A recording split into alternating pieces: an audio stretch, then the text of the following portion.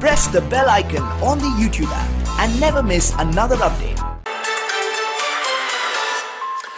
France and India signed more than a dozen deals valued at 13 billion euros. The two countries boosting ties a year before Brexit. Emmanuel Macron hoping France will become India's new gateway to Europe. We begin in New Delhi. The French president has begun a 4-day tour of India. Emmanuel Macron hoping to boost ties with India.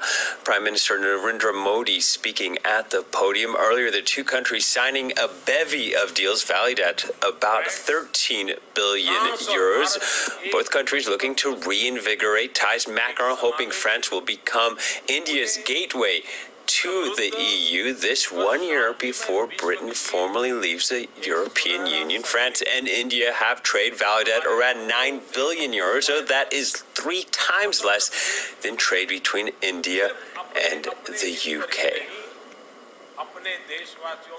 They provide a strong basis for developing yet another dimension of our cooperation. Tomorrow, President Macron and myself, we will jointly chair the founding conference of the International Solar Alliance. And along with us, there will be heads of state, heads of government, and ministers from many other countries. For the sake of the future of planet Earth, we are all committed to the success of the International Solar Alliance. Excellency, I do hope that day after tomorrow in Varanasi, you will experience the ancient and eternal soul of India, which has nurtured the essence of the Indian civilization, and which has also inspired many thinkers, writers, and artists of France.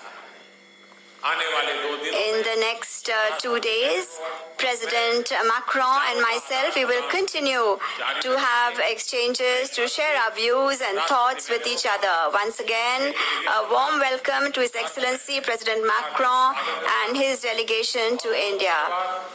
Je vous remercie. Thank you very much.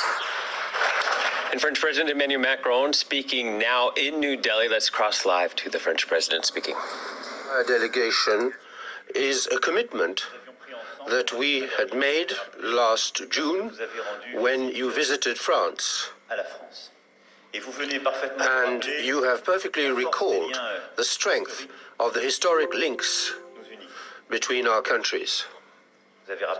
You reminded us of the presence of many French writers and the inspiration that they have drawn from your country. I would like to say that translators in the 18th and 17th century tried very hard to translate the Mahabharata. They finished the job from Sanskrit into French only in the 20th century, and since the end of the 18th century, the French have been familiarized with the imagination, the characters of India, which thought and French thought and inspired our authors and our historic places. And let me tell you an anecdote which I've been told, and there is a trace of this in the Guimet Museum in France.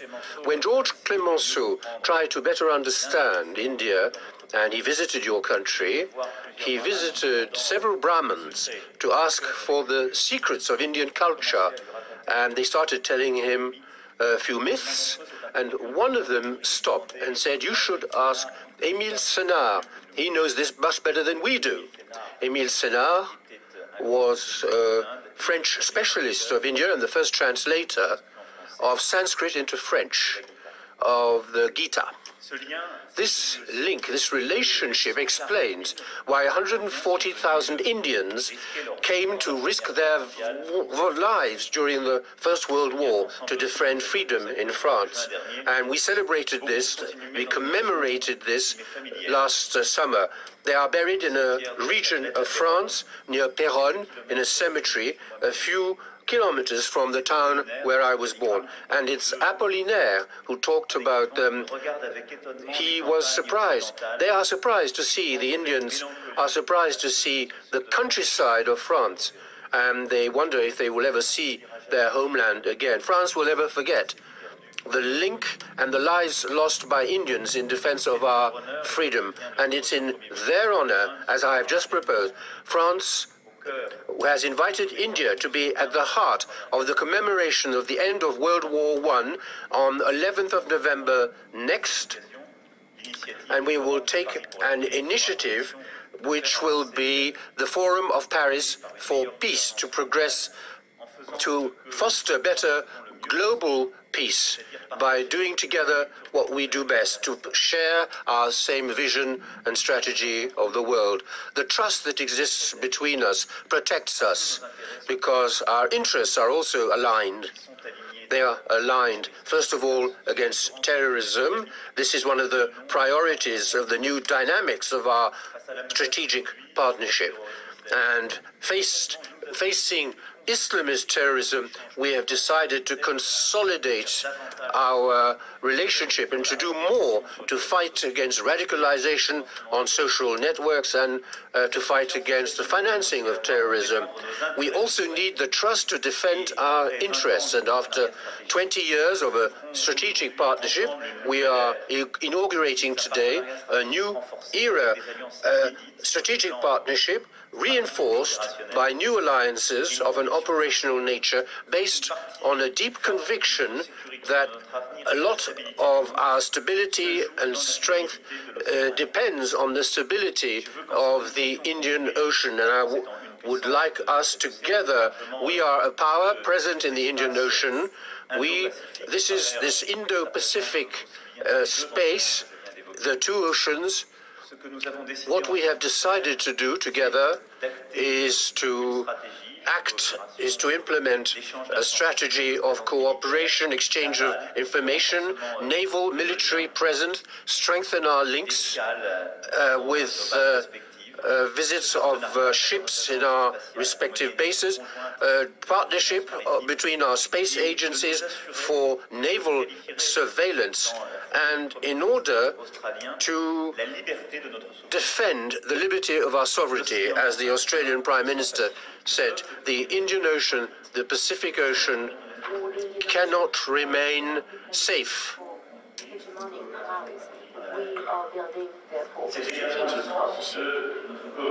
This is also the purpose of our defense cooperation. It was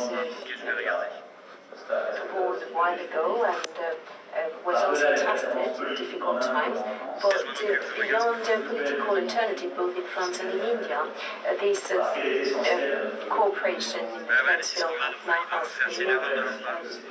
signification. Let me remind everyone that it is a French company that supported an Indian company for building the Scorpion submarines in Mumbai. The first submarine is now in service and will quickly and very soon join a drill organized both by France and India.